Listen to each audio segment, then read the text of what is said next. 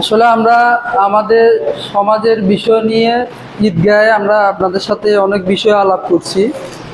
তো একটা বিষয় আমাদের আবার ছিল হচ্ছে আপনাদের সবার থেকে একটা তথ্য নেয়া, যে আসলে সমাজ পরিচালনা করা যে চালিকা শক্তি সেটা হচ্ছে মাসিক চাঁদা। তো এই মাসিক চাঁদাটা কেমন হওয়া উচিত আমরা আপনাদের থেকে কিন্তু মতামত চেয়েছি, এবং কি আপনারা যাক আলহামদুলিল্লাহ অনেকে মতামত দিয়েছেন, প্রায় 50%-এর উপরে বলা যায়, 50 জনের মতো এখানে মতামত দিয়েছে।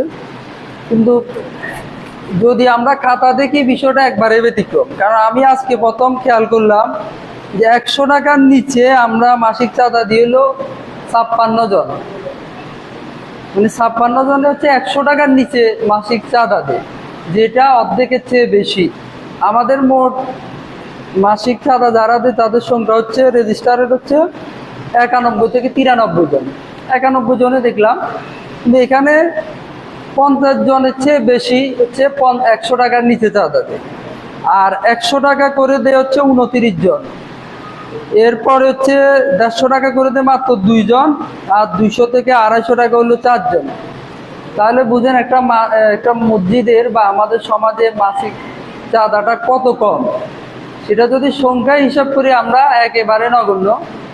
তো এই বিষয়টা আসলে আমি নিজেও চিন্তা করি নাই, কিন্তু খুব ভালো লাগলো আপনাদের মতামত দেখে। আপনারা অনেকে লিখছেন যে 200 টাকা, 150 টাকা, 100 টাকা, ওই কাগজের সাথে মিলাইলে আমরা অটোমেটিক আপনাদের বিষয়গুলো খুব সহজে বিবেচনায় নিতে পারি। তো এই বিষয়টা হলো সবচেয়ে মুখ্য বিষয়। আমি মনে করি সবাইকে আপনাদের মতামতের এভিডেন্স আছে, আর হচ্ছে আমরা অনেক আগে থেকে বলছি যে 100 টাকার নিচে মাসিক চাঁদা হবে না। এখন বিশেষ কারো বিবেচনায় সেটা হতে পারে, কেউ যদি অসুস্থ থাকে, কেউ যদি অনেক ঋণ বা বিশেষ বিবেচনা হলো ভিন্ন বিষয়।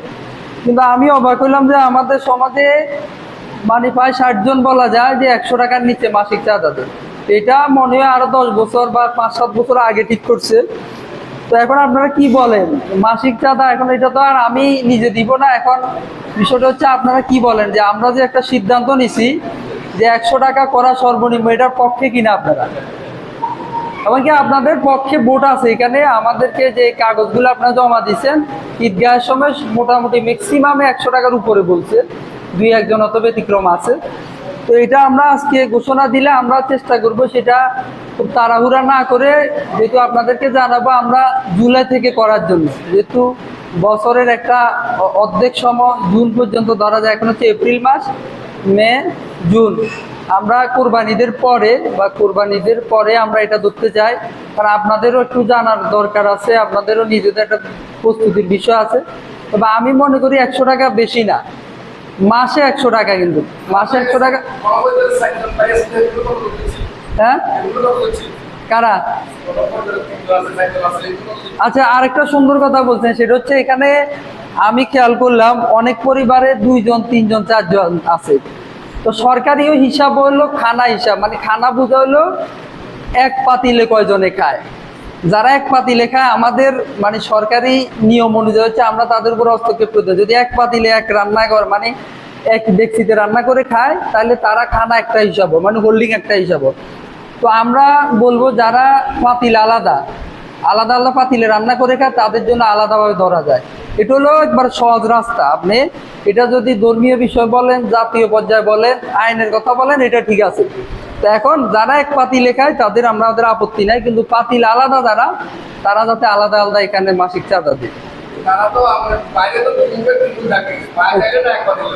আচ্ছা যাক, এখন শুনেন, ওই এখানে আমি ওদের রাজুর সাথেও বললাম দেন এখানে তো মাসিক চাঁদা আলাদা দেওয়া যায়।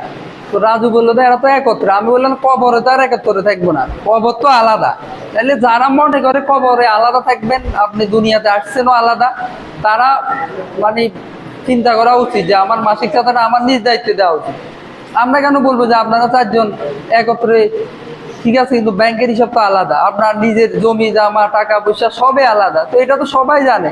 তো আমরা মনে করবো যারা এরকম আছেন, কবরে যেরকম আলাদা যাবেন, মসজিদের তো আলাদা চিন্তা করবেন। আপনার ন্যাক বদ সব আলাদা হিসাব হবে, পরিবার কেন্দ্রিক হিসাব হবে না যে আপনার পরিবারে 4 জন আছেন, 4 জন একত্রে হিসাব হবে, এরকম না।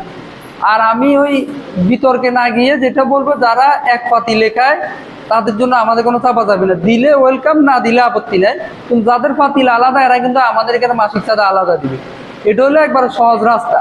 তো এইখানে আমি সবার সম্মতিক্রমে এটা বলতে চাই যে আমরা এখানে মাসিক চাঁদা যেটা আছে এটা আমরা 100 টাকা সর্বনিম্ন করতে চাই। কারো যদি সাময়িক অসুবিধা হয় আমাদেরকে বলবে যে আমার একটু অসুবিধা আছে, কারণ এটা তো আমারই দিবেন না, আপনি মসজিদ কমিটিরও দিবেন না, এটা হচ্ছে আমাদের সমাজ পরিচালনা করার জন্য আপনি কিন্তু এখানে সহযোগিতা করবেন। আমরা আমাদের ইমাম সাহেবকে যে বেতন দিই, আপনি কয়েকটা সমাজে খবর নিয়ে কাউরে দেয় না, এরকম এত কম বেতন কাউকে দেয় না, খতিব সাহেবরা এত কম দেয় না। তাহলে তারও তো পরিবার আছে, খরচ সবকিছু বাড়তেছে, তাহলে আমরা এগুলো চিন্তা করি না কেন? আমরা যদি সবাই 50-100 টাকা বাড়াই দিই তাহলে দেখা যাবে যে খুব সহজে কিন্তু এখানে ওনার যে সম্মানী যেটা বাড়াই দেওয়া যায়। আর আরেকটা ভালো খবর হচ্ছে